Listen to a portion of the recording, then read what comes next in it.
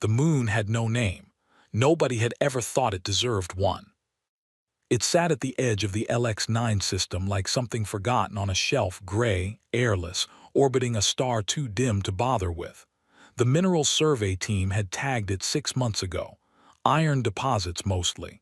Some rare earth concentrations near the southern pole. Useful, not exciting. The kind of place you send a junior crew to fill their hours. Commander Vethra of the Vreth Survey Division had not wanted this assignment. She had 8 limbs and a career that should have put her somewhere important by now. Instead, she was standing on a dead moon in a pressure suit, watching her crew run ground-penetrating scanners over gray dust and wondering what she had done wrong. Commander, her second Pell, spoke through the suit comm. "You should see this." She crossed the gray plain toward him. The dust did not shift under her feet, no wind, no weather, nothing. Just the faint crunch of her boots and the low hum of the portable scanner array Pell had set up near Quadrant 7. The readout made no sense. "Run it again," Vethra said. Pell ran it again. The result was the same, 90 meters below the surface, a shape, geometric, rectangular, then curved, then rectangular again, in a configuration that had no business being natural. The scanner measured it at 400 meters across at the widest point. It went deeper than the scanner could reach. "That is not a mineral deposit," Pell said. "No," Vethra agreed, "it is not." She stood there for a long moment looking at the readout. Her mind was running through explanations. Collapsed structure, maybe, some kind of ancient conquered installation, though the LX-9 system wasn't listed as having any. Geological anomaly, though she'd never heard of geology producing right angles. "Get me a deep bore," she said, "and wake up the archaeologist." The archaeologist was Dr. Saris. She was Os Collective, a member of the oldest spacefaring civilization in the galactic Concord, a fact she mentioned approximately every 4 hours. She was not what anyone would call cheerful. She ran her instruments with the focused intensity of someone who had cataloged 300 ancient sites and expected this to be number 301. She set up her equipment. She ran her own scan. She ran it again. Then she sat down in the dust without saying anything, which was unusual enough that Vethra noticed. "What is it?" Vethra asked. "I don't know," Dr. Saris said. "That was even more unusual. The composition of the material, whatever this structure is made of, it doesn't match anything in my database. Not Vreth, not Os, not any of the 14 conquered species, not any extinct civilization I have records of."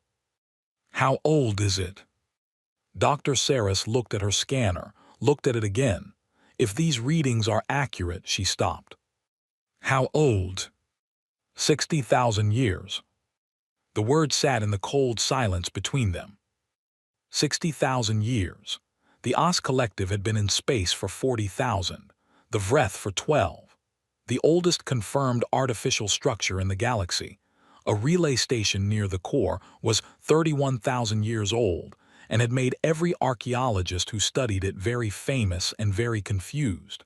60,000 was not a number anyone used when talking about artificial structures. "That can't be right," Pell said. "No," Dr. Saris agreed. "It cannot, but it is." Marin Voss had been asleep when the call came. She was the Terran Reach liaison officer assigned to the LX-9 survey, which meant she was technically required to be present on any mission that operated within the Reach's registered sector boundary. She was there as a formality. Everyone knew it. She knew it. The Vreth survey crew had been polite about it in the precise way people are polite when they want you to understand you are not important. She didn't mind. She was 34 years old, she'd been a career diplomat for 10 years, and she had learned a long time ago that not being taken seriously was actually a useful thing to be. She was small, dark-haired, perpetually tired in the specific way of someone who functioned on coffee and spite, and she had a habit of going very still when she was thinking. Her colleagues at the Terran Reach Diplomatic Division called it her "uh-oh face." She didn't know she was making it now. They'd woken her because the survey found something, and protocol said the liaison had to be informed of significant finds. She'd pulled on her suit and crossed the plane with her coffee already going cold in her hand, not expecting anything important. She stood at the edge of the excavation they'd begun. 3 boreholes already punched through the gray surface, exposing the top of the structure below, and looked at the hull. It was black. Not dark gray, not weathered, black in a way that seemed to absorb the dim starlight rather than reflect it. The surface was smooth and it curved in a way that felt deliberate, engineered like the hull of a ship, which was impossible, which was what it was. Dr. Saris was running more instruments over the exposed section. Pell was on the comm, already filing preliminary reports back to Concord Survey Command. Vethra was standing to the side, very still, 8 limbs slightly drawn in, the Vreth posture that meant controlled concern. Marin walked to the edge and looked down at the exposed hull. There was a marking on it. It was maybe 2 meters wide, etched into the black surface, not painted, not welded on, but cut into the material with something very precise. A symbol that branched and curved and ended in a horizontal line with 3 short marks beneath it. Her translation matrix ran it automatically, failed, logged it as unknown script, filed it as a data point. She stared at it. The branching, the way the curves terminated. There was something in the structure of it, not the meaning, but the logic of how it was built, the grammar of the shapes, that her mind kept snagging on like fabric on a rough edge. She studied it for a long time. She took a photo. She opened her personal comm, not the official channel. She found a contact. Grandmother, don't call after 9. She sent the photo with a message that said, "Don't ask. Just tell me if you recognize anything about this script structure." Her grandmother was 81 years old, had a doctorate in pre-diaspora human linguistics, and would be awake regardless of the time because she claimed she didn't need sleep anymore, which Marin thought was probably true. She pocketed her comm, turned back to the hull. "We're going to need to expose more of it," she said. Vethra looked at her. The look was the particular one Marin had catalogued as "Why are you still talking?" "That is already being arranged," the commander said. "Of course," Marin said pleasantly, just nodding. It took 3 days to expose the full upper surface of the structure. What they found was not a structure. It was a ship. Even with only the top third visible, the rest still buried in the moon's gray body, the scale of it was hard to take in. Over a kilometer of visible hull. Weapons arrays that were unmistakable even after 60,000 years, even in a design that matched nothing in any Concord database. Angular protrusions in symmetrical patterns, some kind of launch tube configuration, hardpoints that still held the ghosts of whatever had been mounted on them. A warship. An enormous, ancient, utterly impossible warship. Buried in a dead moon that nobody had ever thought deserved a name. The Concord Survey Command was not happy about the reports. Concord Command was never happy about things that did not fit into existing categories, and this fit into nothing. 3 separate archaeological authorities sent communications demanding verification. The Vreth military liaison, not Vethra's department, but suddenly very interested, requested observer access. Dr. Saris filed 12 reports and was told to file more. Through all of it Marin watched, took notes, said little. Her grandmother's response came on the 2nd night. She read it standing outside in the gray dust, suit on, stars very cold and very far above. "Marin, I won't ask what you found or where. The script structure you sent is consistent with what I have catalogued as Proto-Terran Branch 7, a theoretical ancestral root language that predates any confirmed human civilization by at least 40,000 years. We have fragments of it from a handful of archaeological sites, mostly disputed. It's the kind of thing linguists argue about at conferences, and nothing ever comes of it." If what you're looking at is a real inscription in Branch 7, that's the most significant find in human history, possibly in anyone's history. Be careful, my love, and call me when you can actually talk. Marin stood in the dust and read it twice more. Then she looked at the ship. She thought about what it meant. Not the political implications, not the archaeological significance, not the reaction from the conquered or the Vreth or anyone else. She thought about what it meant that 60,000 years ago, a human civilization had existed that was capable of building something like this. And then she thought about why it was here, in a dead moon, buried, in a system nobody had cared about until a mineral survey flagged some iron deposits. Not hidden, not crashed, buried, deliberately, carefully. The boreholes showed they'd come through clean layers of compressed regolith that had been placed, not fallen. Someone had put it here. She kept that thought very quiet inside herself and did not share it with anyone. On the fourth day, they found the door. It was on the underside of the nose section, which they reached by tunneling laterally. A cramped, low-ceilinged passage that Marin had to crouch through, while Vethra's Vreth engineers moved around her with the ease of beings evolved for confined spaces. The door was not locked. It was not exactly a door. It was a section of hull that had different properties from the surrounding material. The scanner showed it as a thin seam running in a clean rectangle, 3 meters tall, 2 wide. There were no handles, no visible mechanism. Dr. Saris spent 4 hours running instruments over it. She found nothing she could work with. One of the Vreth engineers suggested applying targeted force. Several others agreed. Vethra gave the order. They brought up a cutter, the kind used for mining operations, capable of going through reinforced rock in minutes. It touched the hull. The blade stopped. Not like hitting a hard surface, like the cutter's energy was simply absorbed. The blade didn't break. The machine didn't malfunction. The energy just went somewhere and the hull was undamaged. The engineer tried again, same result. Interesting, Dr. Saris said, in the tone of someone filing away an interesting thing in a very crowded cabinet. Marin had been standing back, out of the way, which was her customary position. She looked at the door.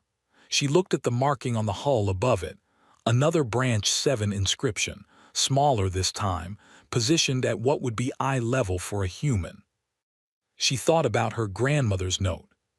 She stepped forward. She put her gloved hand flat against the door. Everyone watched. Nobody said anything. Nothing happened. She hadn't expected anything to happen. She stood there with her hand on the ancient black hull of a 60,000-year-old warship in the belly of a dead moon, and she felt the cold of it even through the suit insulation, and she thought, she didn't know why, I'm sorry it took so long. She took her hand away. She stepped back. She looked at the inscription. She said, very quietly, and in the reconstructed phonetics her grandmother had attached to the report, the best guess anyone had at how Branch 7 might have been spoken. The sounds rough and uncertain in her mouth, probably wrong in a dozen ways, the words the inscription seemed to form. We came back. She felt ridiculous. She felt like an idiot. She felt Vethra's 8-limbed patience behind her like a physical pressure. The door opened. Not with sound, not with drama. It simply was closed and then it was open, the seams separating cleanly, the section of hull swinging inward with the smoothness of something that had been used 10,000 times and remembered how. Inside was dark. Then there was a light. Red single point deep in the darkness, blinking. Slow at first, then a little faster. Then faster still. Nobody moved. Marin stood at the edge of the doorway, looking into the dark at that red light, and she thought about buried ships and dead moons and 60,000 years of silence, and she thought about what her grandmother had said. Be careful. We should wait, Dr. Saris said from behind her. We should take readings, we should. Marin walked through the door. The others followed.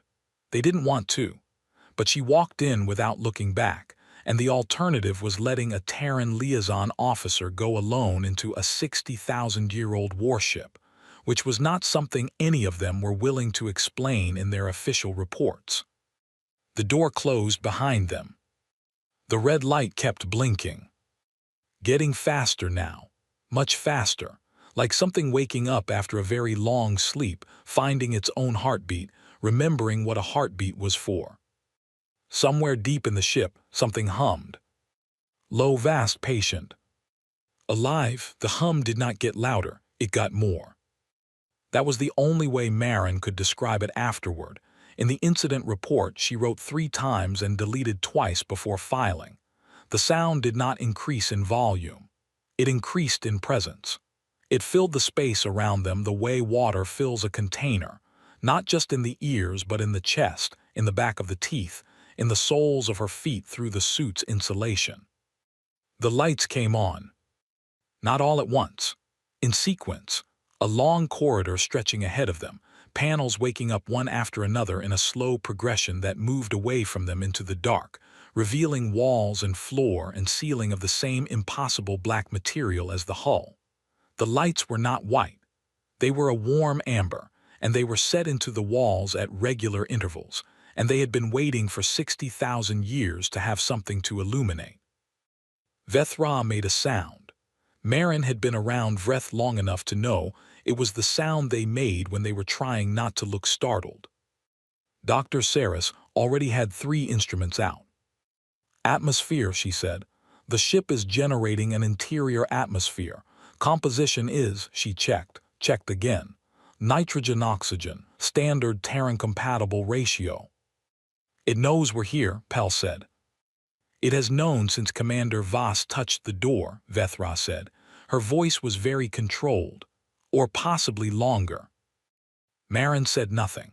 She was looking at the corridor, at the walls, which were not just walls she could see now in the amber light that they had markings, not decorative, functional, labels, diagrams, indicators, all in branch 7, all unreadable to the translation matrices that every member of the team wore, but readable in structure. She could see they were labels, could almost feel the shape of what they pointed to, the way you can sometimes feel the meaning of a word in a language you don't speak. She walked forward. Commander Voss, Vethra said, in the tone of someone who wanted to say stop and had decided to try phrasing it as a name. I'm fine, Marin said. That is not what concerns me. She kept walking. The corridor went a long way. There were branching passages, sealed compartments, a wide open space that might have been a hangar bay. They couldn't tell because the ceiling was too high to see in the amber light, and their helmet lights bounced back from the darkness above without hitting anything. Vethra sent 2 engineers to scout the branches and ordered them back when their suit comms started producing static. Only in the main corridor did the comms work. Only in the main corridor did things feel not safe exactly, intentional, like they were being guided. They walked for 20 minutes. The corridor ended in a room. Large, circular, with a ceiling that arced up above them in a dome. In the center, a raised platform. On the platform, a seat built for a human body scaled perfectly for someone roughly Marin's size. Around the platform, banks of screens all dark. Around the screens, more walls of that same warm amber light. And in the center of it all, above the seat, a single point of red light. Still blinking, very fast now. This is the bridge, Dr. Sarah said softly.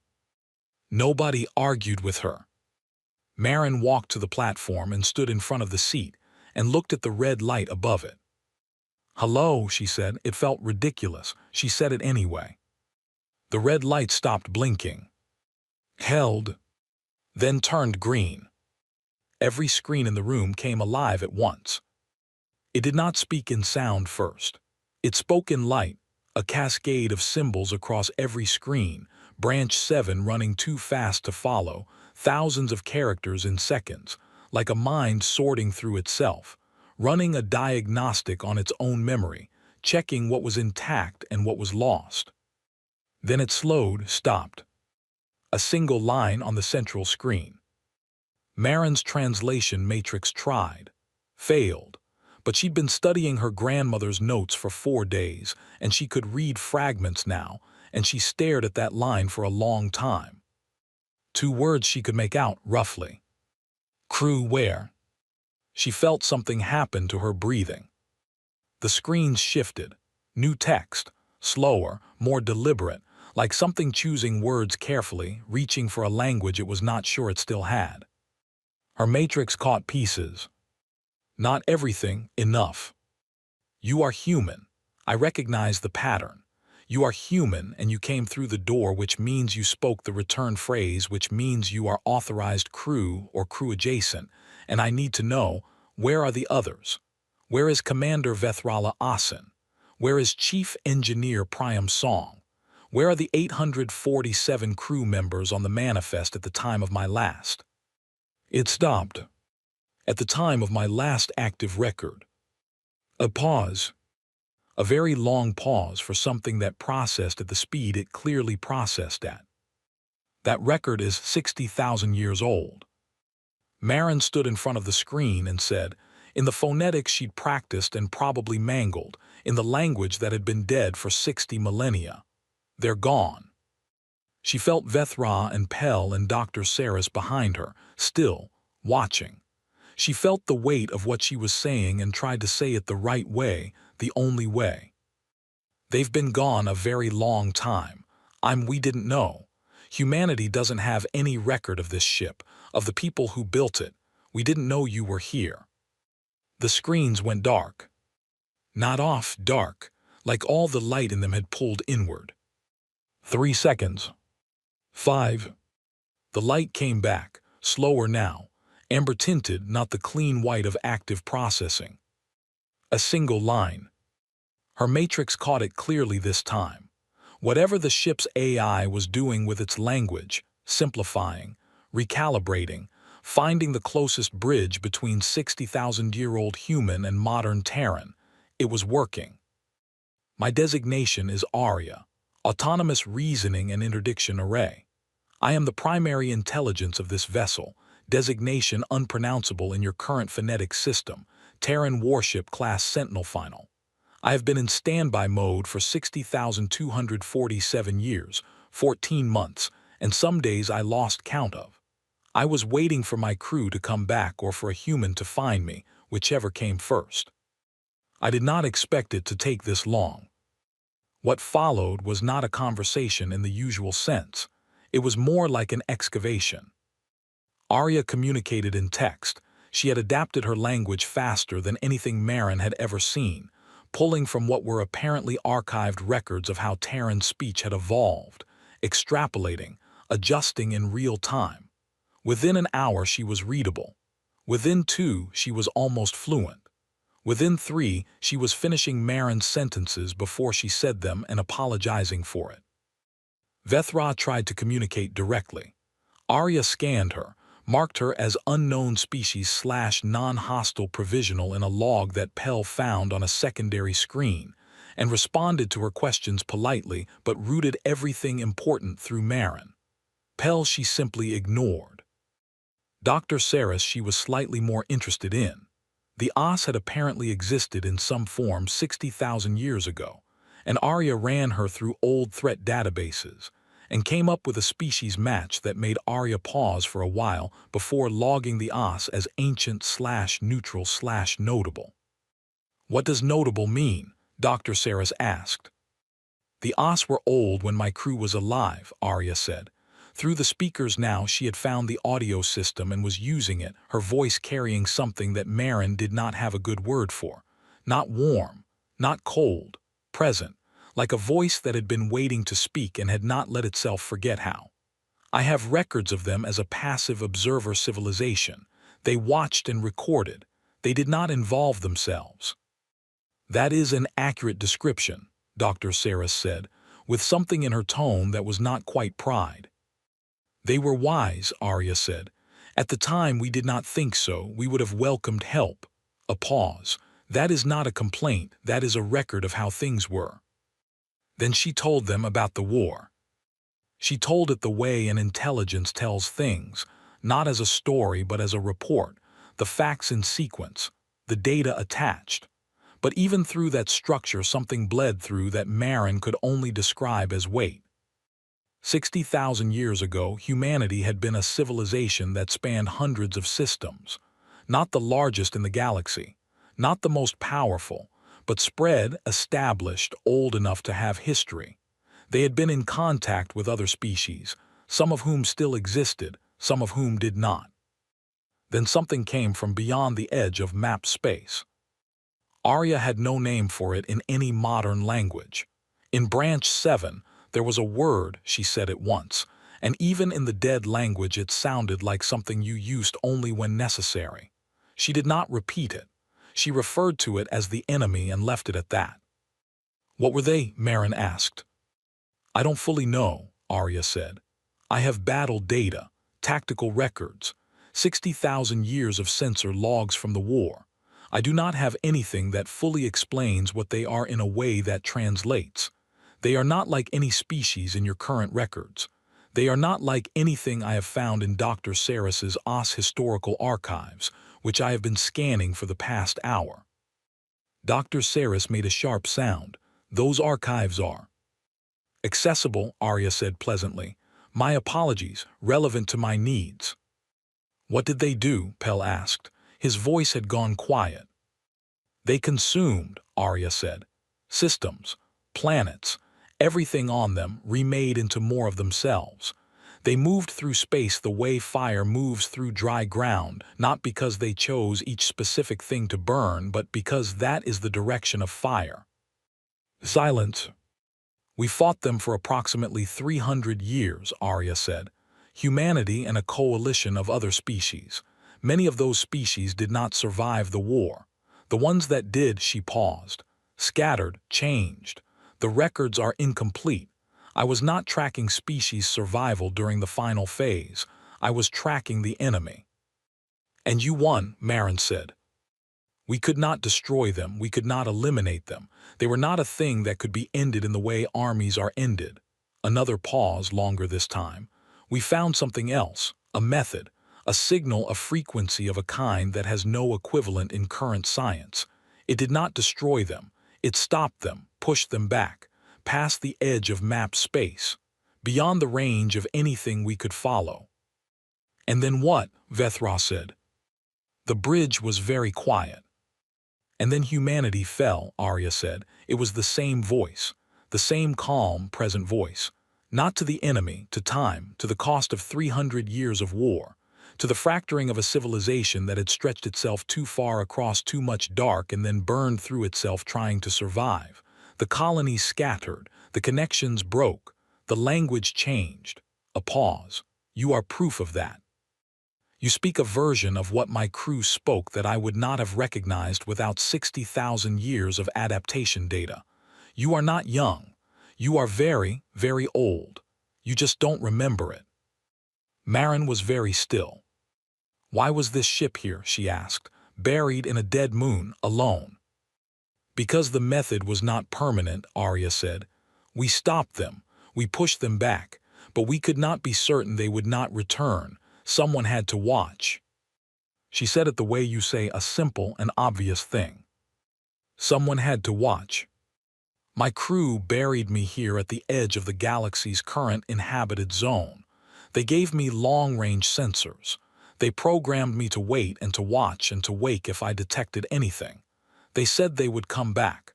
They said humanity would rebuild and come back. She said it evenly, without accusation. They didn't, Marin said. No, they did not. The amber light held steady. I waited a long time, Arya said. I was not sure this moment would come. I am glad it did. Even if, she stopped for a fraction of a second, even if it is complicated by the current situation. What current situation? Vethra asked. Arya's screens shifted. Sensor overlays. Long-range data. rendered in visual formats she had apparently calibrated for Vreth eyes and human eyes simultaneously in the past 10 minutes. She pulled up a sweep she had run, old habit, she said. Standard protocol. Something she had done every 97 hours for 60,000 years regardless of whether she expected to find anything. I ran a sweep this morning, Arya said, 12 hours before you arrived by my internal clock. The overlay showed the edge of mapped space, the boundary where charted systems ended and unmapped dark began.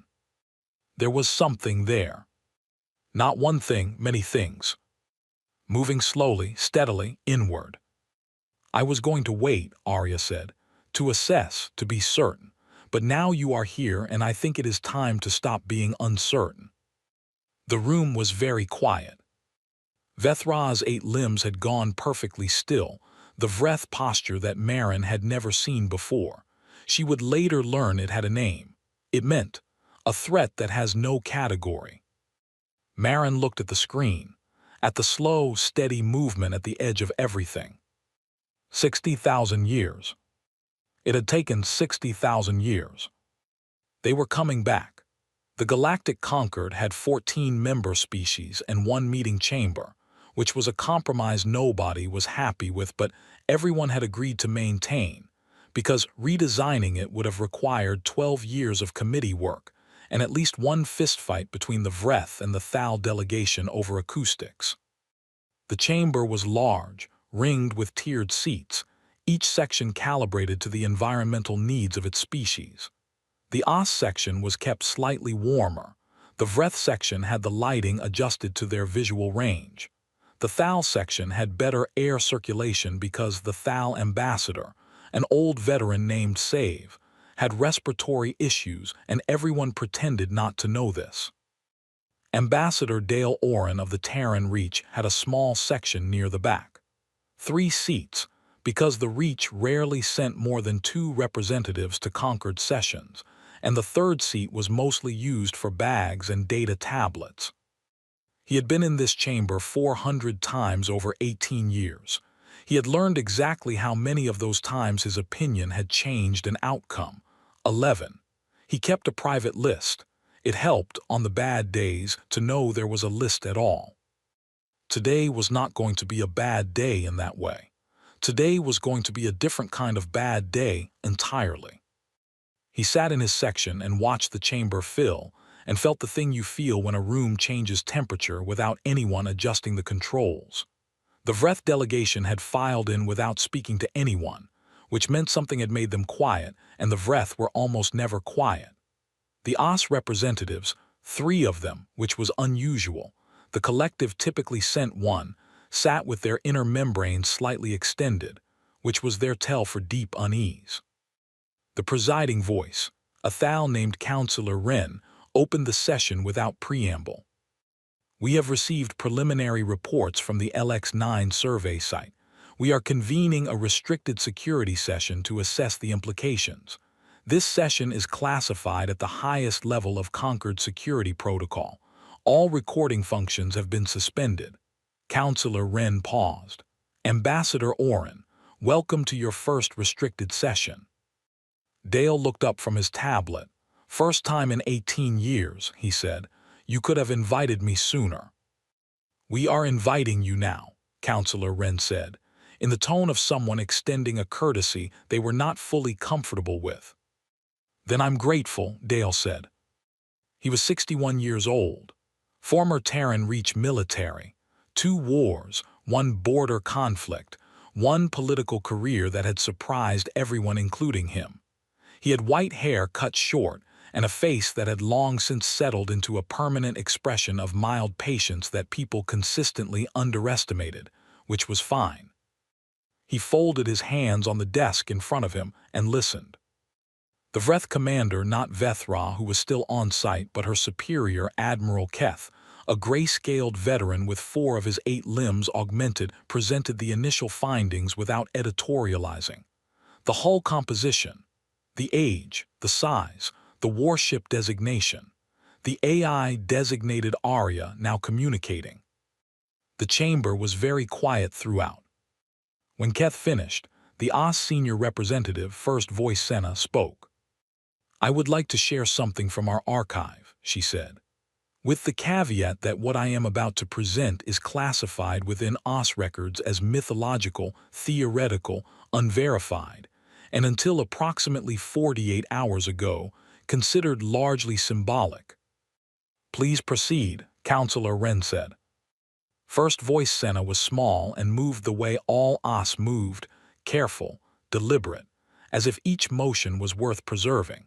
She was 40,000 years of institutional memory wearing one face, and right now that face was doing something Dale had never seen OS faces do.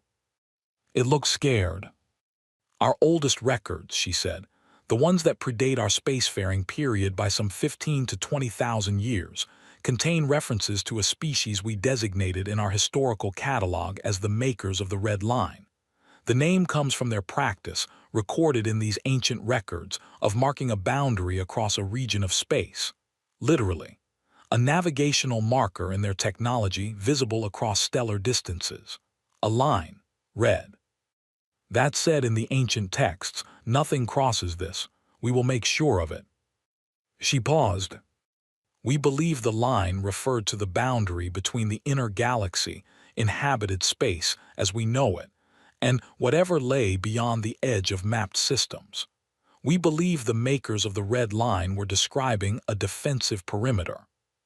She paused again. "We never knew what they were defending against. We never knew who they were. The texts describe them as," she checked her notes, "warm and loud and short-lived, but profoundly difficult to kill and impossible to discourage." Admiral Keth said, from across the chamber, "That is an accurate description of humans."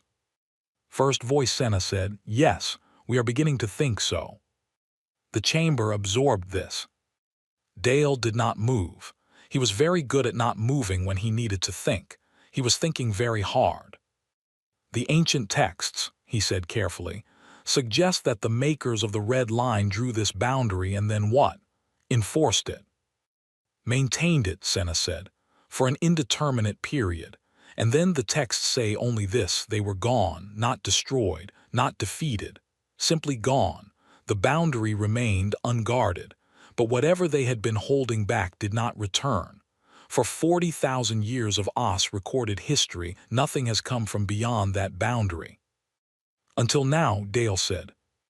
Senna looked at him. "We are not certain that what Arya detected." "Arya ran a sweep," Dale said. "Her protocols have been running every 97 hours for 60,000 years. She detected something yesterday, and she has been detecting it, with increasing clarity, in every sweep since. She says the interval is deliberate. The contacts are moving slowly to avoid triggering responses that fast-moving objects would cause." The chamber was quiet. "How do you know that?" Admiral Keth asked.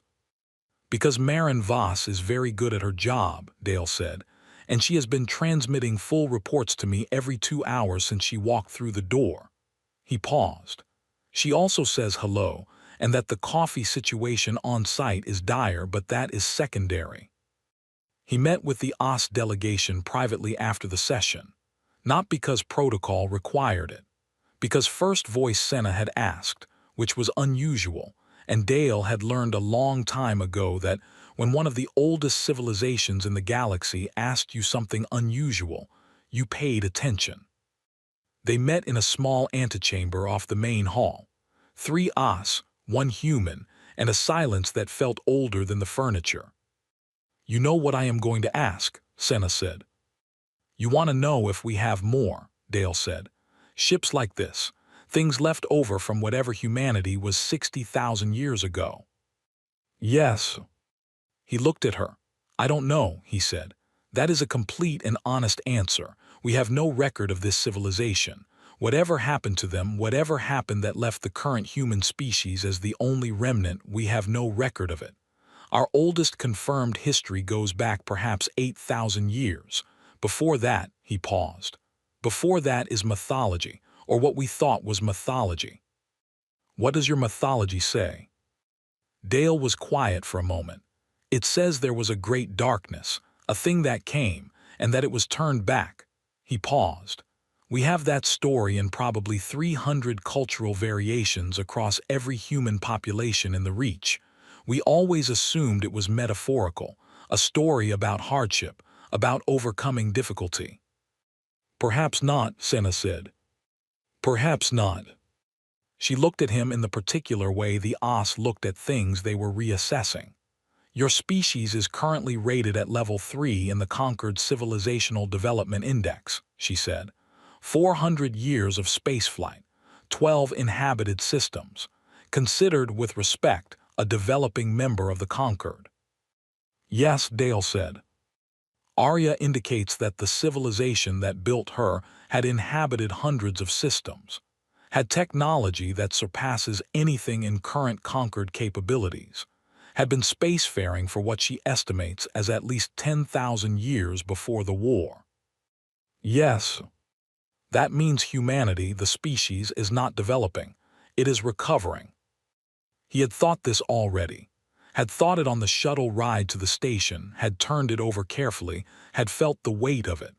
But hearing it said, in the Oss first voice's formal tone, made it land differently. Yes, he said. Senna was quiet for a moment.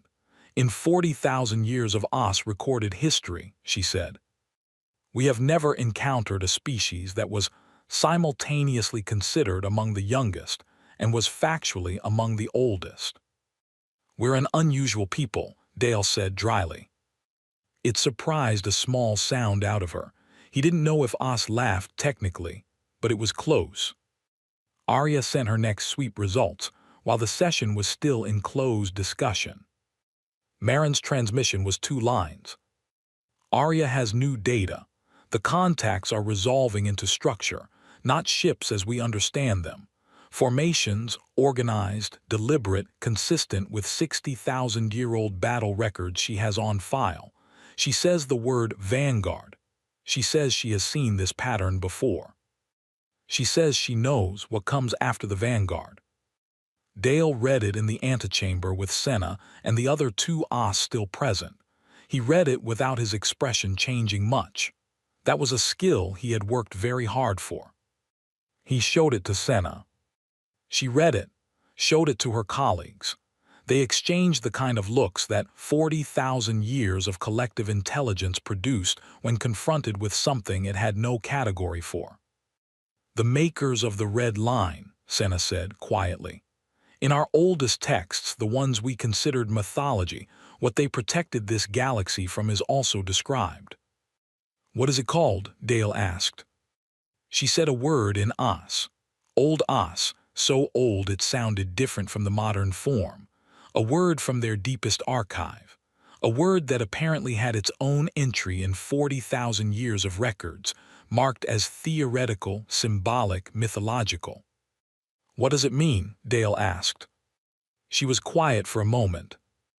It means, she said, the end of things that are living. The antechamber was very small and very quiet. Right, Dale said. He sent a transmission back to Marin. Tell Arya we are listening. Tell Arya we need to know what she needs.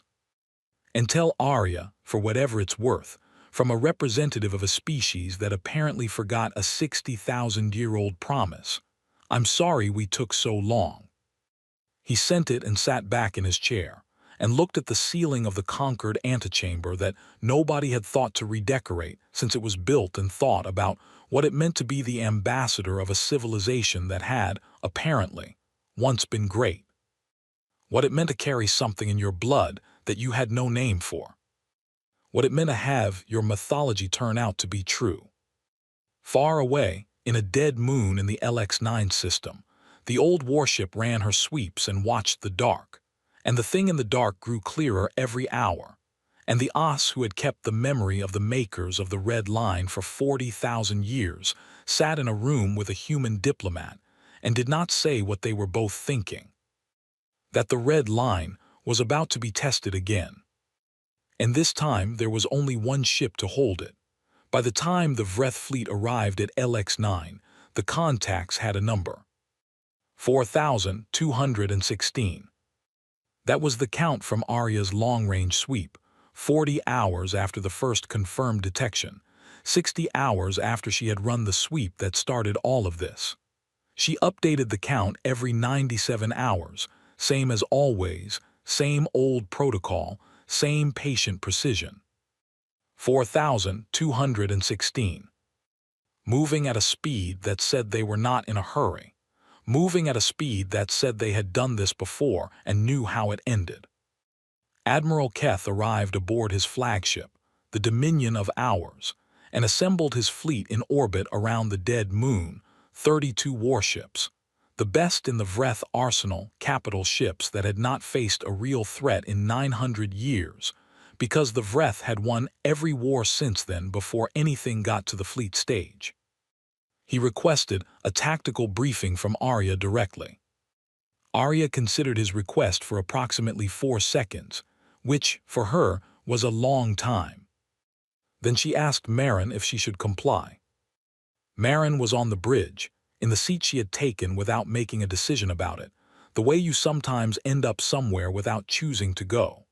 The seat was slightly too large for her. Arya had adjusted the environmental controls to Marin's preferences without being asked, and there was a cup of coffee on the console beside her that had come from somewhere she hadn't investigated because she was afraid the answer would be strange. "Give him the tactical data," Marin said. "He needs to know what we're dealing with." "He will not respond well to it," Arya said. "Probably not. Give it to him anyway." She gave it to him anyway. The Vreth fleet's tactical computers were very good, among the best in the Concord. They took Arya's combat data, 60,000-year-old engagement records, cataloged battles, sensor logs from a war that had ended before the Vreth were spacefaring, and they ran simulations for 4 hours. Keth had not survived 40 years of military command by flinching at results he didn't like. He had a protocol for that. He looked at the result, felt what he felt in the privacy of his own mind, and then he made his face do the things his face was supposed to do, and he moved forward. He looked at the result. He felt what he felt. Then he opened a channel to Arya. "Your combat data," he said, "are you certain of its accuracy?" "It is the most accurately recorded dataset I possess," Arya said. "I recorded most of it personally." The simulations project a 91% probability of total fleet loss within 6 hours of engagement, assuming current fleet composition and known tactical approaches. Yes. The remaining 9% probability of survival requires conditions that my analysts describe as extremely unlikely. That is an accurate summary. Keth was quiet for a moment. The 3% chance of successful engagement, meaning not just survival, but preventing their advance, requires what my analysts are calling a tactical approach. They do not have the mathematics to model. They say the data implies a weapon or method that does not exist in any current Concord inventory. That is because it does not exist in any current Concord inventory, Arya said. It exists in mine. Another quiet, "Can you use it?" "I will answer that question when I have a crew," Arya said, in the tone of someone setting a condition, not making a request. "I will not engage without one. That is not a preference. That is a hard requirement built into my core systems at the time of my construction. I am a warship. Warships do not fight without their crew. It is the first law I was given." Keth made a sound. "Commander Voss is currently aboard your vessel." "Commander Voss is a diplomatic liaison officer," Arya said, "who walked through my door and told me in broken but functional Branch 7 that my crew was gone and she was sorry. She is one person. My minimum crew requirement for primary weapons engagement is technically 1. A pause. "I am asking her. I am not going to force this." Marin had heard the entire conversation. Arya's bridge had no secrets from her. She had come to understand this in the way you come to understand things about a space when you spend enough time in it. The ship shared itself. That was the only way she could put it. She sat with the coffee, which turned out to be real coffee, synthesized from stored biological templates, a discovery she was still processing, and thought about what being asked meant. She was a diplomat. She had signed up to negotiate trade agreements and cultural exchange frameworks and the occasional border dispute.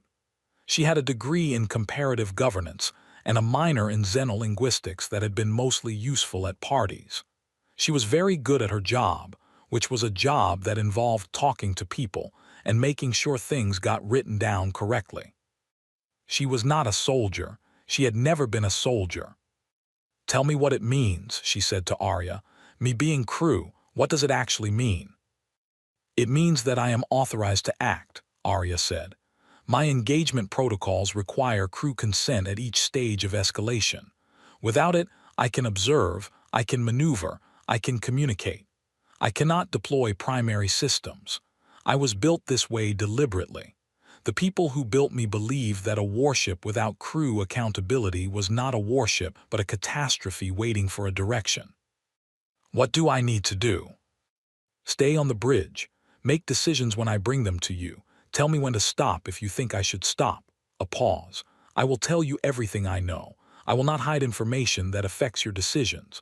I will not act without your authorization except to prevent our immediate destruction." Another pause. "I should also tell you that what I am going to do if you say yes is not something I have done in 60,000 years. I believe the modern term is nervous."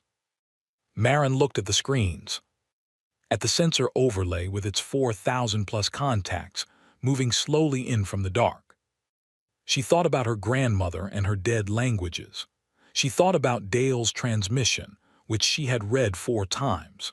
She thought about Arya asking her crew where are the others in the first 3 minutes of waking up, and what 60,000 years of silence had felt like from the inside. She thought about what it meant to have something in your blood you had no name for, and then to find a name for it in the most unlikely possible place. She thought about the first law. Warships do not fight without their crew.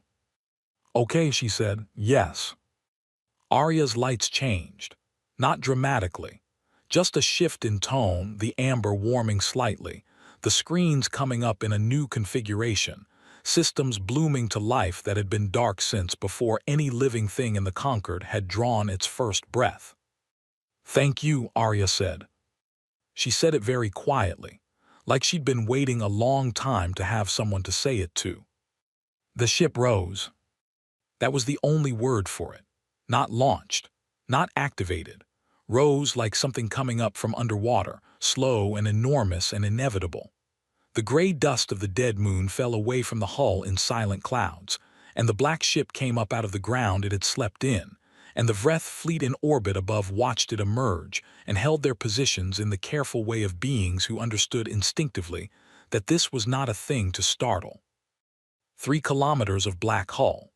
End to end in the starlight, it was longer than most Vreth capital ships, longer than the Dominion of Hours by half again.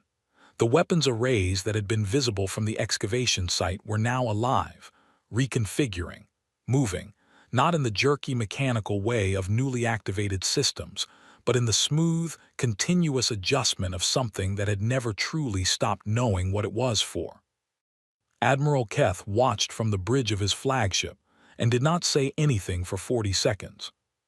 Then he said, "All ships hold position." His tactical officer said, "Admiral, its power output is." "I can see the readings. It's higher than anything in the database." "I know. Higher than the combined output of the entire fleet." "I am aware," Keth said, in the voice he used when he wanted people to stop telling him things he was already processing.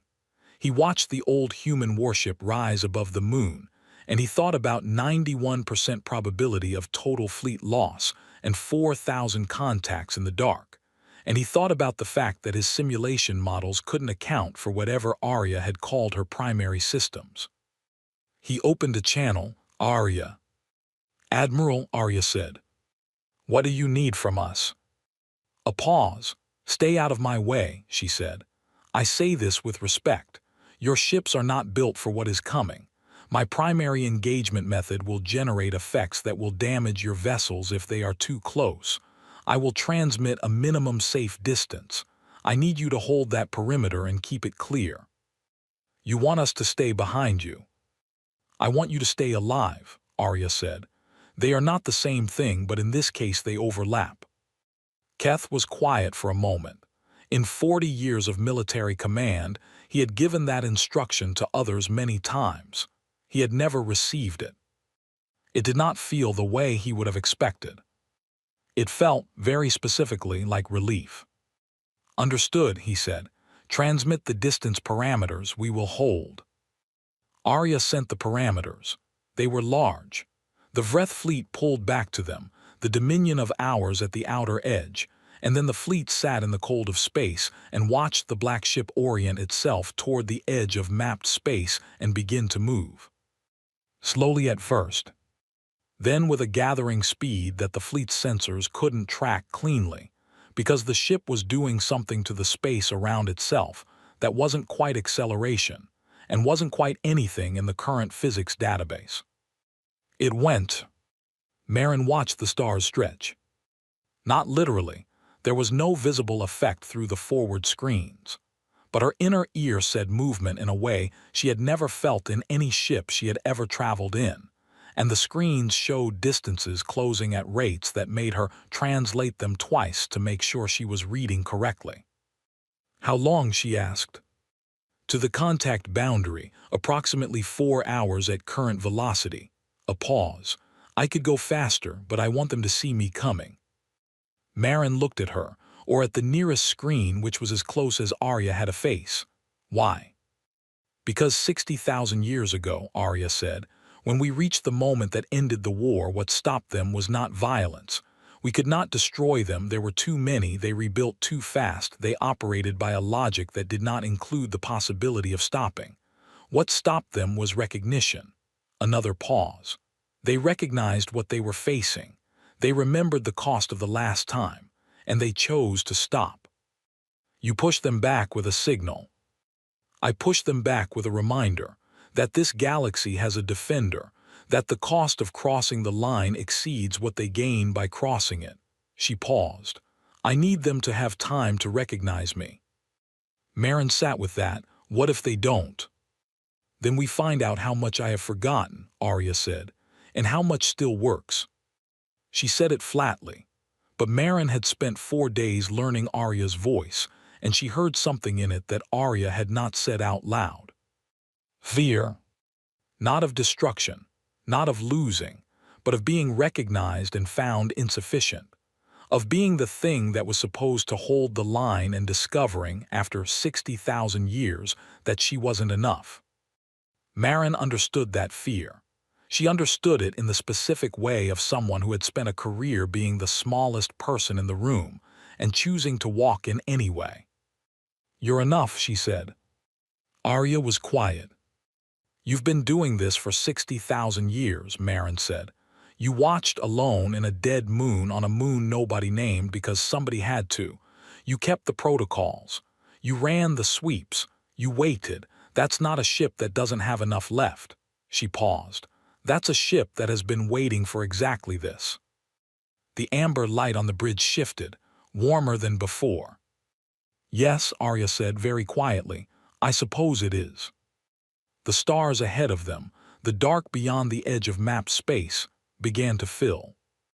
They had arrived. They came out of the dark like weather. That was the only way Marin could describe it afterward, in the report she wrote and rewrote and eventually stopped trying to make clinical.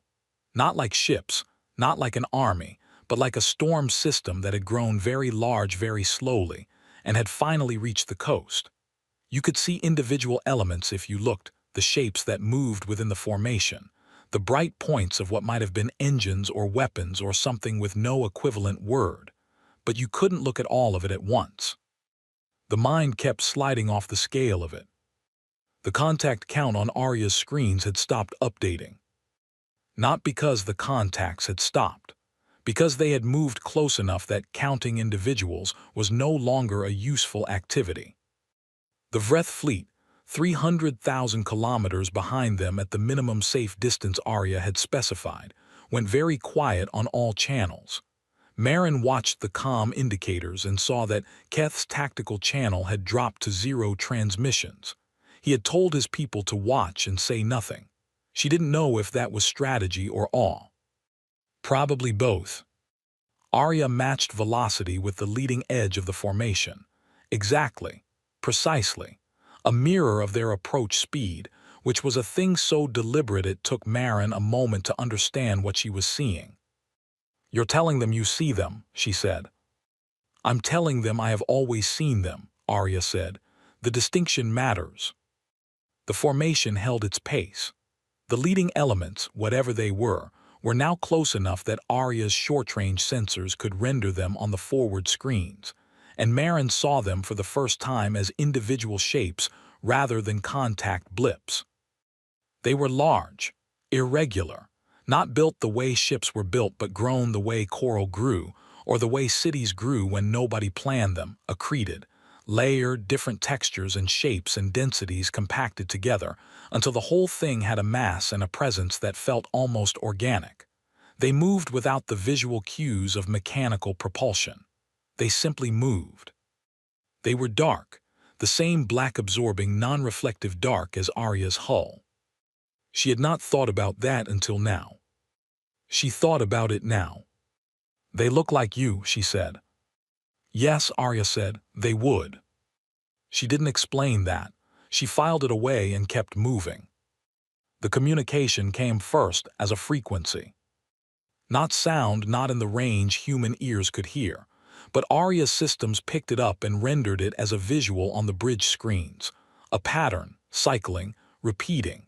Marin stared at it and felt the back of her neck do something uncomfortable. "They're signaling," she said. "Yes." "What are they saying?" "They're asking," Arya said, "who I am. They have not seen one of me in 60,000 years. They want to confirm they're reading the signature correctly." A pause. "They're also asking if I am alone." "What are you going to tell them?" "The truth," Arya said. "That I am not alone, that I have never been alone, that I have crew." She transmitted. Not on a frequency the Vreth fleet's equipment could read. She used something older, something that vibrated in the hull itself, in the 3 kilometers of purpose-built material that had been waiting 6 decades of centuries for exactly this. The formation's leading edge stopped. Just stopped. The way something stops when it recognizes something it didn't expect to find. And then it waited. Arya's primary system had no good name in modern science. That was what she had told them, and it was true. It was not a weapon in the way anyone in the Conquered currently understood weapons. It did not fire a projectile or a beam or a charge. It did not destroy or damage or push. It broadcast. But that word made it sound small, and it wasn't small. Marin had asked Arya to explain it 3 times over the past 4 hours while they traveled, and each explanation had been slightly more comprehensible than the last, and the best version was this. The enemy, the formation in the dark, the thing Oss mythology called the end of things that are living, operated by a kind of internal logic that did not include the concept of limits. They moved. They consumed. They rebuilt themselves from what they consumed.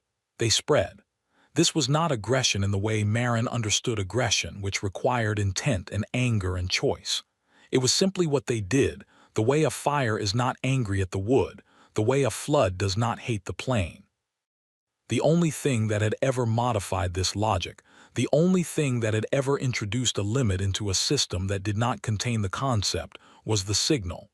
The specific frequency, the specific pattern carrying in it the cost. Not a threat, not a warning, a record, every engagement, every battle, every time they had pushed into inhabited space and been pushed back. Everything it had cost them, encoded in a language older than any known civilization and broadcast into the formation until they recognized it. Not stop because I will destroy you. Stop because you remember what this costs. It worked once, Marin said, 60,000 years ago. It worked once that I know of, Arya said. My records suggest the builders of the signal had used it before, earlier in the war with partial success. The full implementation, the one that ended the war, was the third attempt. A pause. It is possible it has never needed to be used since because the memory held. The record in them is deep. They are not creatures of fast forgetting. You think the memory is still there. I think 60,000 years is not very long by their reckoning, Arya said. I think they slowed their approach specifically because they recognized my signature and were uncertain. Uncertainty, for them, is a very new thing. I gave it to them the first time. I am hoping to give it to them again. Marin looked at the screens, at the stopped formation, at the leading elements hanging in the dark, waiting. "What do you need me to do?" she asked. "Nothing," Arya said. "You've already done it." "I haven't done anything." "You said yes," Arya said. "That was the thing that needed doing. Everything else is mine." She was quiet for a moment, not the processing pause Marin had learned to recognize, but something longer, something that felt like preparation. "I am going to begin," she said.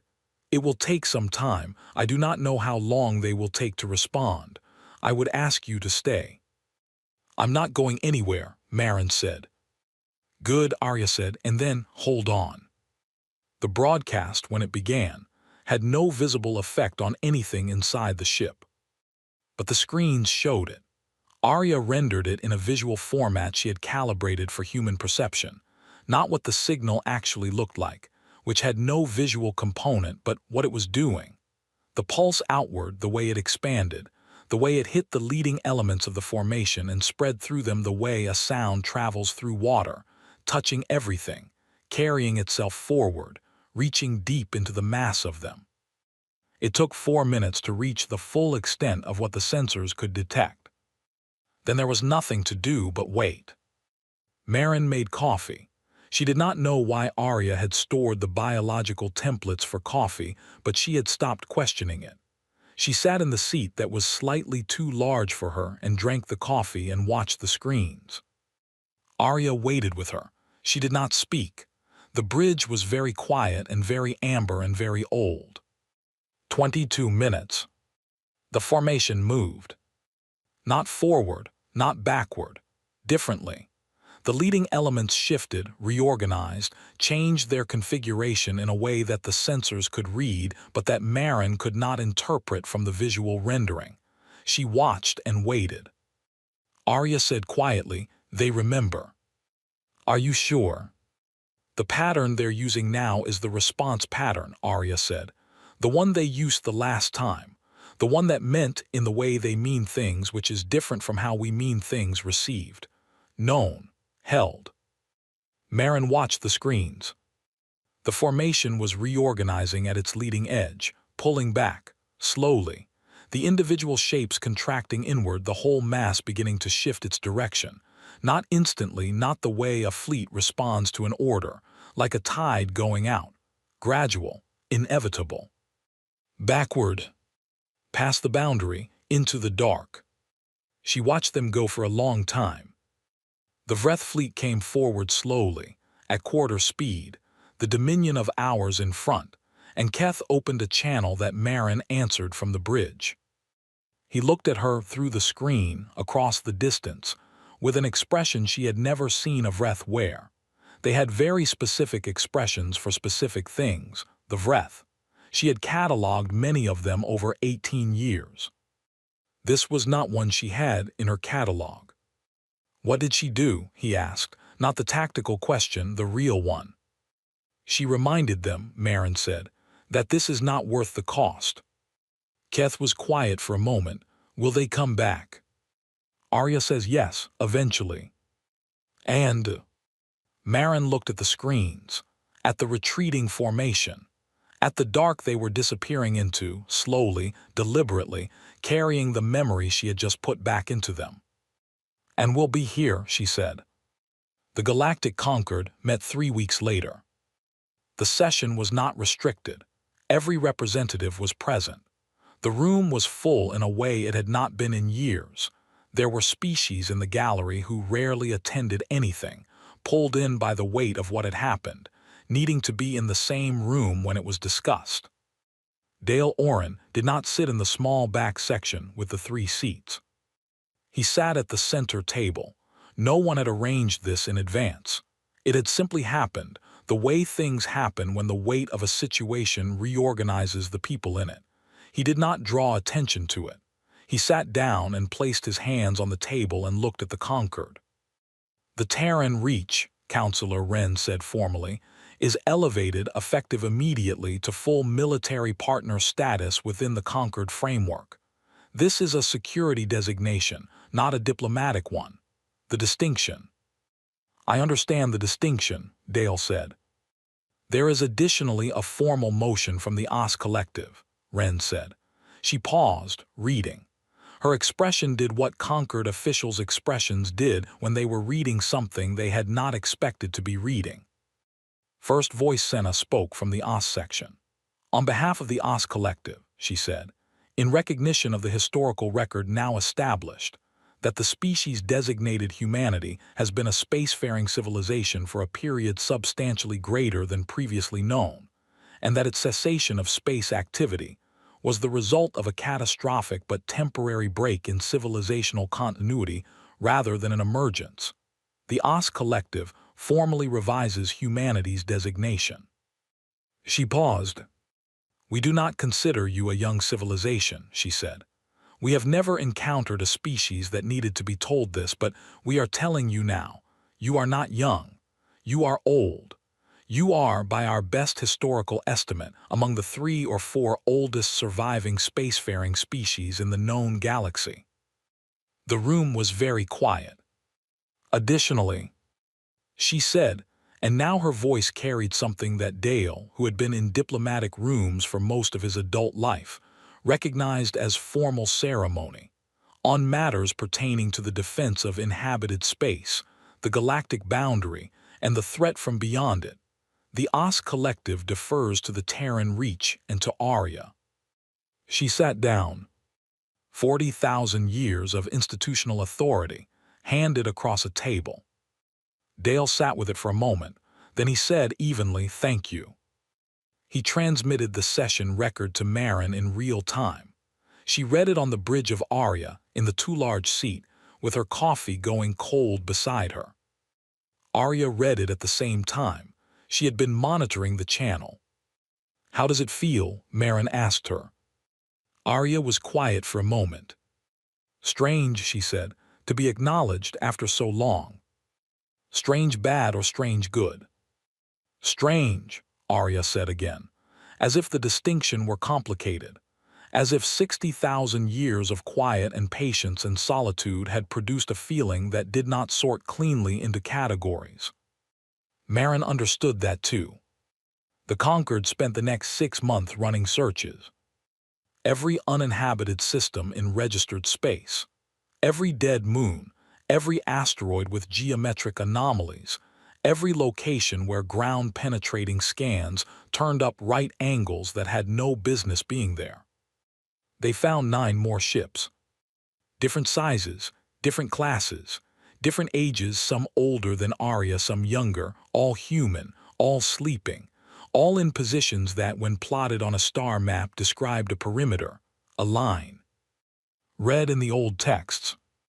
The boundary between what lived and what came from the dark. 8 of the 9 were damaged beyond waking.